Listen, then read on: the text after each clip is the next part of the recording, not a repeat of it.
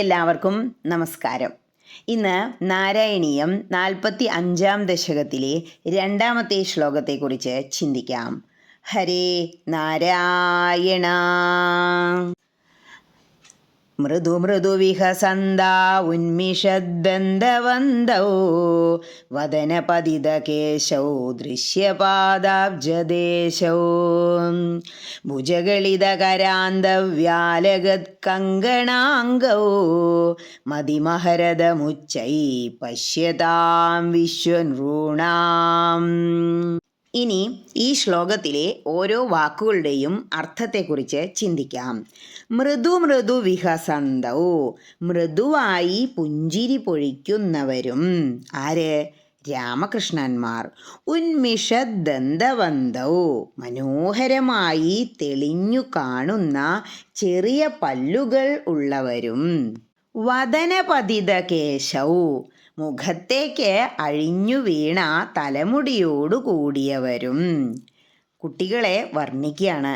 ദൃശ്യപാദാബ്ജദേശൗ, കാണാൻ ഭംഗിയുള്ള താമരക്കാലടികൾ ഉള്ളവരും. ഭുജഗളിത കരാന്ത വ്യാലഗത് കങ്കണാംഗൗ, കൈത്തണ്ടകളിൽ നിന്നൂർന്നു വീണ് കരാഗ്രങ്ങളിൽ തങ്ങി നിൽക്കുന്ന കൈവളകളോട് കൂടിയവരും. മതിമഹരദമുച്ചൈ, മതിം ഉച്ചൈ അഹരതം, അന്ധക്കരണത്തെ അങ്ങേയറ്റം ആകർഷിച്ചു. ആരുടെ? പശ്യതാം വിശ്വനൃണാം, കണ്ടു നിന്നിരുന്ന സകലരുടെയും. ഇനി ഈ അർത്ഥങ്ങളെല്ലാം മനസ്സിൽ വച്ചുകൊണ്ട് ആ ശ്ലോകം ഒന്നുകൂടി ചൊല്ലി നോക്കണം. എന്താ പറയണേ? കാണാൻ യോഗ്യതയുള്ള താമരക്കാലടികളും കൈത്തണ്ടയിൽ നിന്നൂർന്നു വീണ് കരാഗ്രങ്ങളിൽ തങ്ങി നിൽക്കുന്ന വളകളും മനോഹരമായ ചെറുദന്തങ്ങൾ പ്രകാശിക്കുമാറ് പുഞ്ചിരി പൊഴിച്ചിരുന്ന നിങ്ങളുടെ മുഖങ്ങളിൽ അഴിഞ്ഞു വീണ തലമുടിയും മൂലം നിങ്ങൾ കണ്ടു നിന്നവരുടെയെല്ലാം കരൾ കുളിർപ്പിച്ചു.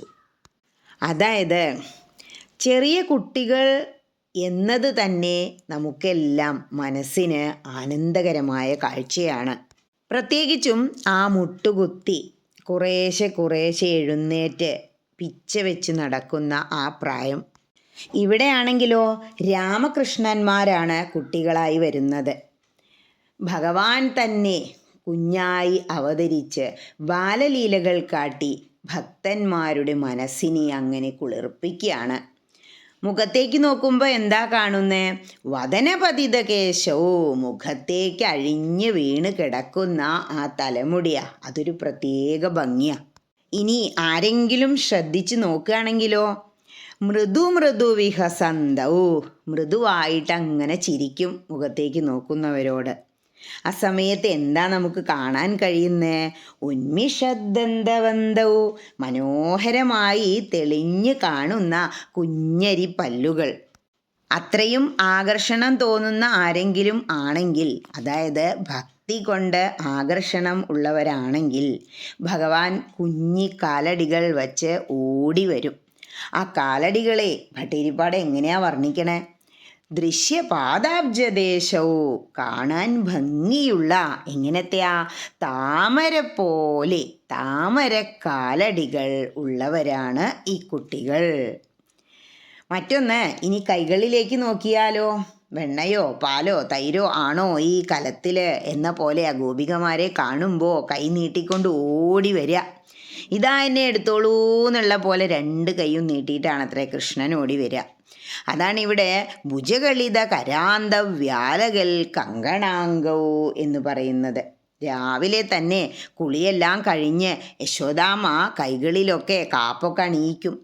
അതെല്ലാം കളിയുടെ ഊക്ക് കാരണം ഊർന്ന് താഴേക്ക് അങ്ങോട്ട് എത്തിക്കാണും. അതാണിവിടെ കൈത്തണ്ടകളിൽ നിന്നൂർന്നു വീണ് കരാഗ്രങ്ങളിൽ തങ്ങി നിൽക്കുന്ന കൈവളകളോടും കൂടി എന്ന് പറയുന്നത്. ഭഗവാന്റെ അവതാരത്തിൽ ഭക്തജനങ്ങളെ ഏറ്റവും ആകർഷിക്കുന്നത്, മനം കുളിർപ്പിക്കുന്നത് ബാലലീലകൾ തന്നെയാണ്. അതാണ് ഇവിടെ മതിൻ ഉച്ചൈ അഹരതം എന്ന് പറയുന്നത്. കണ്ടു നിന്നവരുടെ എല്ലാം അന്ധകരണത്തെ ഈ കാഴ്ചകൾ അങ്ങേയറ്റം കുളിർപ്പിച്ചു എന്ന് പറയാണ് ഭട്ടേരിപ്പാട്. ഹരേ കൃഷ്ണ.